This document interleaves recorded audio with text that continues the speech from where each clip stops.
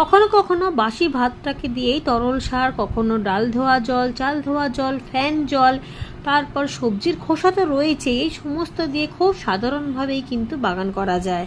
যেগুলো বাজারে কিনতে পাওয়া যায় সেগুলোতে এই সমস্ত দিয়েই তৈরি হয়, শুধুমাত্র প্রোডাক্ট হিসাবে বিক্রি হয় বলে তার মধ্যে এমন কোনো কিছুই থাকে না যেটা আমাদের ঘরোয়া খাবারে নেই।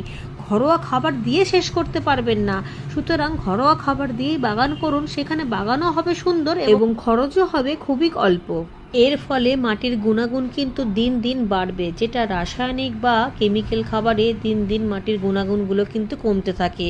গাছও সেই জন্য এতই অভ্যস্ত হয়ে যায় রাসায়নিক খাবারে যে রাসায়নিক খাবার না পড়লে ফুল ফল সবজি কোনোটাই হয় না, মাটিটাও খারাপ হয়ে যায়, আর সেটা শরীরের পক্ষে একেবারেই ভালো না। সেই আমার বাগানে যত রকমের ফুল ফল সবজি দেখছেন সবই কিন্তু জৈবতে, সম্পূর্ণ ঘরোয়া খাবার দিয়েই গাছ তৈরি করি, তাতেই ফল ধরে, ফুল হয়, সবজি